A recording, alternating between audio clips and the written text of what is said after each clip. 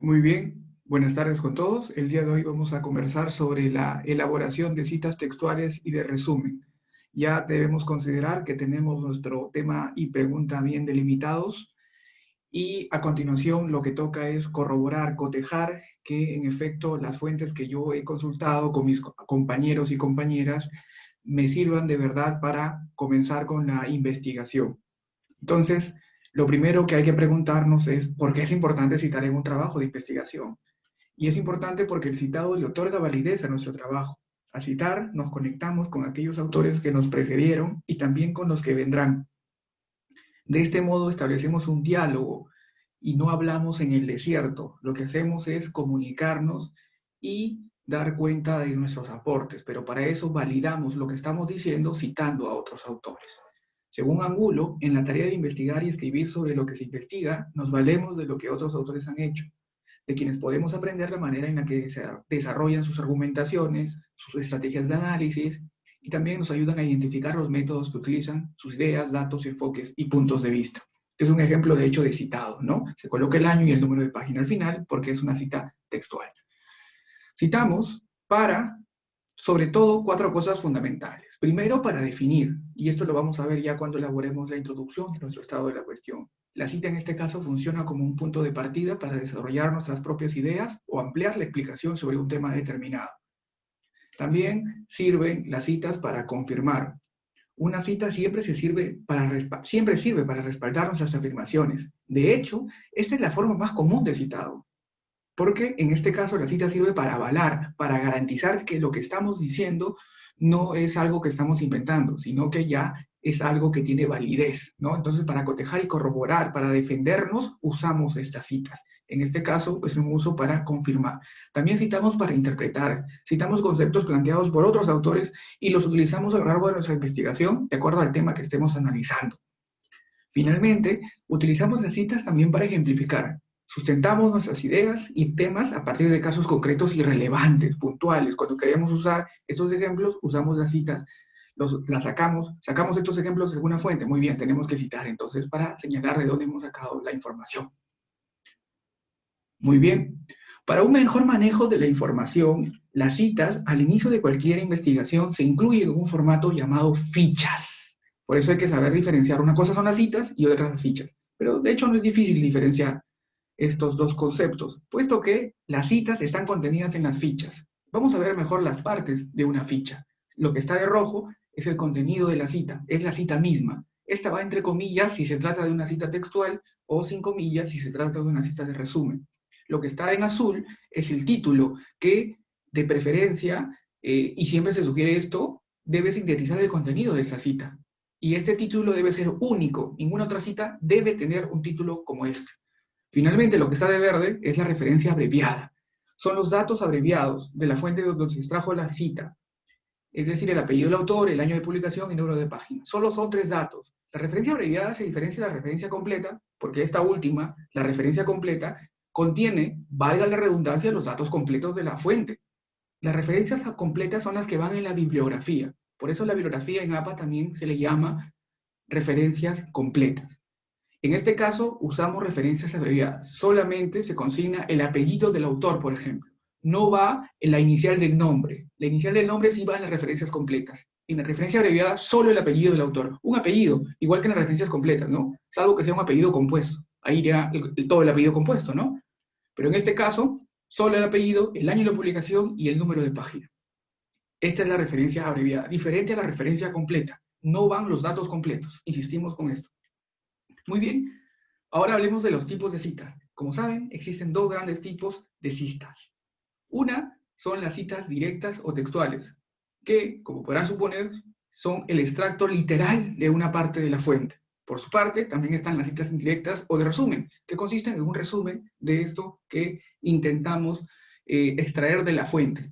De repente, sucede que la cita es muy extensa, entonces una opción puede ser convertirla en una cita de resumen. ¿Qué hacemos? Resumimos con nuestras propias palabras lo que ha querido decir el autor y lo ponemos en una cita de resumen. Esa es la diferencia. Vamos a verla una por una. Entonces, la ficha de cita textual o directa consiste en una copia literal de un fragmento extraído de una fuente, sin alterar las palabras del autor. tal cual lo que dice el autor, de manera literal, copiar, un control C, un control V, eso es una cita directa o textual, ¿sí? Por lo tanto, lleva comillas para diferenciarla de una cita de resumen. La cita textual lleva comillas para señalar de que eso se ha extraído tal cual lo ha dicho el autor, ¿sí? Se recomienda que la cita textual no sea demasiado extensa. De lo contrario, se sugiere convertirla en una cita de resumen, pues no voy a poder citar 5 o 6 páginas. En este caso, mejor resumo todo el contenido de lo que ha querido decir el autor, ¿no? Veamos un ejemplo. Primero, identifiquemos lo que es una cita directa. Esta es la cita directa, ¿ya?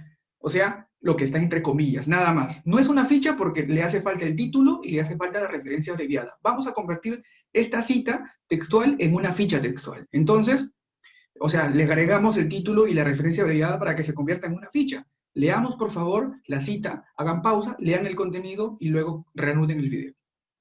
Muy bien, si han leído ya la cita, se darán cuenta que esta cita me habla de cómo la educación precaria es un condicionante para que exista informalidad. Entonces, un título que le calza bien podría ser este, la educación precaria como factor de la informalidad.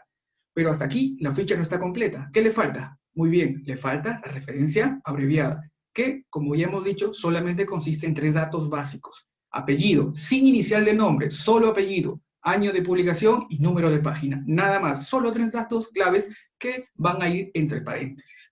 Muy bien, entonces, espero que hasta acá se haya entendido. Pasemos ahora a hablar de la ficha de cita indirecta o de resumen. Esta consiste en el resumen, obviamente, de un fragmento de una fuente, reescrito con palabras propias y en el que se conserva la idea original. Es decir, son las ideas del autor, las ideas originales del autor, pero lo que yo he hecho es convertir esa cita en mis propias palabras. No lleva comillas por eso, porque no es la cita tal cual. Lo que yo he hecho es resumir, ¿sí? Esto sucede cuando la cita es muy extensa. Entonces, de hecho, supone más trabajo que la cita textual, porque la cita textual es copiar y pegar. La cita de resumen no, implica procesar la información, asimilarla y darla nuevamente con nuestras propias palabras, ¿sí? Se utilizan las ideas, como se dice, de un autor, pero en palabras propias de quien redacta la investigación. De hecho, es mucho mejor y es más recomendable elaborar citas de resumen, porque eso garantiza no solamente el aprendizaje de lo que estoy leyendo, sino también un buen trabajo de investigación a futuro, porque yo me adentro y asimilo mejor el conocimiento. Siempre, entonces, se recomienda hacer, de preferencia, citas de resumen. De eso ya hablaremos más adelante, en una siguiente clase. Muy bien, un ejemplo de cita de resumen sería este. Si se dan cuenta, no hay comillas porque lo que he hecho yo es convertir un contenido más extenso en algo más breve, ¿no? Esta es una cita de resumen, por ejemplo, pero igual no está completa. Le falta ¿qué cosa? Un título. Lean, por favor, y luego veamos qué título, hagan pausa y luego veamos qué título le convendría. Muy bien, si han leído bien la cita, de resumen, un título podría ser este, ¿no? El rol de los sacerdotes de Pachía en el proceso de chilenización. Este es un ejemplo obtenido del ejemplo de Canvas, ¿no? Y bueno, y este sería el ejemplo, pero le falta algo, ¿no? Le falta ¿qué cosa? Sus referencias abreviadas, ¿no? Nuevamente, apellido, sin inicial. Recuerden que la referencia completa sí lleva inicial. Aquí no, sin inicial. Hurtado nada más, solo el apellido, año de la publicación y número de página. Ahí está, esa es la referencia abreviada. Tanto en citas textuales como en de resumen van estos datos. De todas maneras, la diferencia es que no lleva comillas. Es un resumen, pues. Lo que he hecho es resumir, asimilar, procesar lo que estaba en la fuente y lo resumí con mis propias palabras. Coloco la referencia abreviada porque esta idea no me pertenece, no es mía. Por eso, más allá de que sean mis propias palabras, sigo consignando la referencia abreviada. Recuerden, finalmente, ya para terminar, que en esta primera etapa de nuestra investigación, todas las citas que se elaboren, tanto textuales como de resumen, deben responder directamente a la pregunta de investigación delimitada. ¿De acuerdo? Esto es muy importante.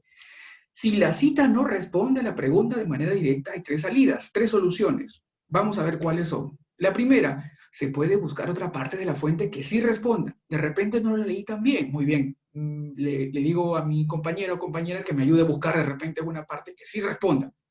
O le pregunto, mira, esta cita, ¿responde o no responde? ¿Qué crees tú? Y voy cotejando, ¿no? Entonces, entre mis compañeros yo voy corroborando que mis citas respondan a la pregunta. Si finalmente no responden a la pregunta por ningún lado, por más que leo la fuente, no hay, y por más que le pregunté a mi amigo, no encontró tampoco él o ella información relevante que responda a la pregunta, entonces pasamos a la segunda opción. Se debe cambiar de fuente, obviamente, ¿sí? Ni modo, ni vuelta que darle, hay que buscar otra fuente. Por ahí la conservo, la que estuve leyendo la conservo, quizá me sirva para la introducción, pero no me sirve para el cuerpo del estado de la cuestión, que es para lo que vamos a elaborar estas fichas, que sirven en realidad para la TA2. Finalmente, si yo me doy cuenta que ninguna fuente, por más que leo, responde la pregunta, entonces está fallando otra cosa. Solo en el caso en que, por más que leo, no solamente esa fuente, sino también la de mis amigos y la de mis otros amigos y de mi amiga, no responde ninguna fuente a la pregunta, entonces pasa algo. Se puede modificar, en realidad se debería modificar la pregunta de investigación en estos casos, ¿sí? Solo en un caso extremo, en el que yo me dé cuenta que ninguna fuente responde a la pregunta. Ah, muy bien, entonces hay que ajustar la pregunta de repente, o buscar en su defecto más fuentes, ya depende de lo que decida el grupo. Hasta acá espero que se haya entendido. Las fichas se elaboran para la TA2. Para la TA1 ya dijimos qué cosa es lo que se presenta. Pero es importante adelantar la TA2 porque puede ser que se convierta en lo más complicado o lo que lleve más tiempo. Por eso es necesario adelantar. Y de paso también que cotejamos que las fichas o que las fuentes de verdad nos sirvan para la investigación. Entonces, muchas gracias hasta aquí. Estas son las referencias que se usaron para este trabajo. Gracias nuevamente y ya nos vemos en la siguiente sesión en línea.